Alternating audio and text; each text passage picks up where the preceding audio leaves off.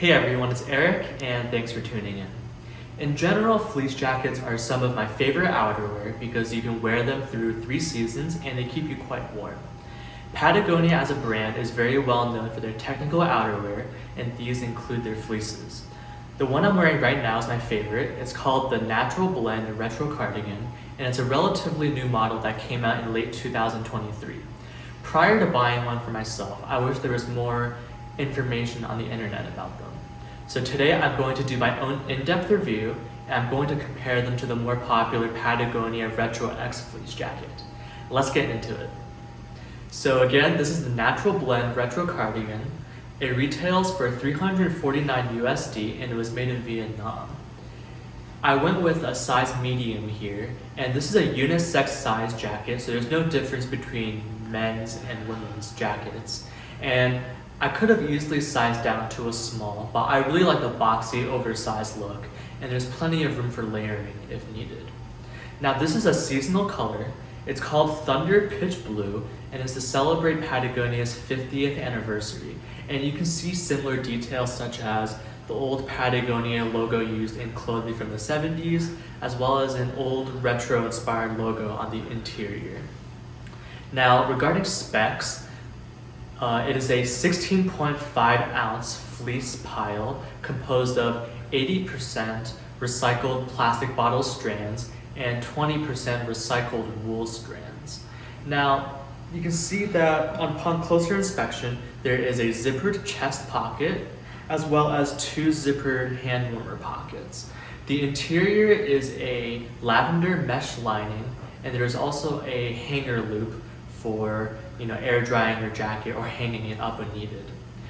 When you look closely at the actual pattern of the jacket, from a distance, it looks like a navy fleece jacket with white stripes. But when you look closer, you can see that the white stripes is actually blended in with a light blue, which resembles almost lightning strikes. This is a reference to a vintage Patagonia jacket from the 90s, which was called the Thunder colorway, I believe, and it was also looking like lightning strikes. Now, I've owned this jacket for about a year and a half. At first, it was a little scratchy and the fleece was a little rough, but was very substantial. And upon wearing it more, the fleece has softened up a lot and is a little more comfortable. But in general, I would say that it's still a little rough compared to the Retro X jacket. So I don't actually own a Retro X jacket myself, so I went to the NYC Soho store to try it on. I've mentioned in previous videos it's one of my favorite stores to go to because of its very welcoming staff and atmosphere. I didn't realize until very recently that they actually relocated to a new storefront only a couple of blocks away, and it's still the same friendly staff and environment. The store is very different because it's been consolidated into one floor, whereas the old store was separated by 3 levels. And one detail that I really enjoy about the new store is the exposed brick walls. Even though the selection is more tightly packed together on one floor, I was still easily able to find what I needed. I want to say right away that there is a difference in the men's and women's Retro X sizing, where the women's has a more cinched hip and waist. It's not unisex like my jacket. I tried on the men's medium and I noticed an immediate difference in the fit.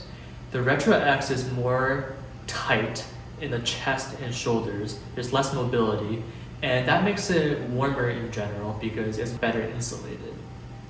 Regarding the specs of the Retro X jacket, it retails for $229 USD, and it's composed of a 14.8 ounce polyester pile where 85% of the polyester is recycled. Now that's a huge price difference between the Retro Cardigan and the Retro X jacket, and I had a conversation with a store employee over the differences between the jackets. He said that the Retro X jacket is more strictly a technical outerwear piece, whereas the Retro Cardigan is more of a lifestyle casual item.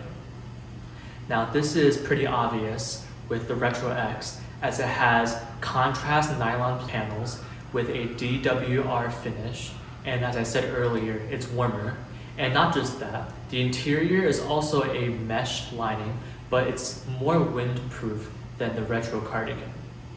With my jacket, I've worn it outside in 35 to 40 mile per hour wind gust, and while it is a substantial warm jacket, in high wind environments, the wind just goes right through and it's not very comfortable. To compare and contrast the feel of the two jackets, you could argue that the Retro X is more plush and cozy because the fleece is softer right off the bat and it's better insulating than the Retro Cardigan, which is a little scratchier and requires a break-in period. The big question is, can you justify the $120 premium that the Retro Cardigan has? I would say personally, yes, but it depends on the use case.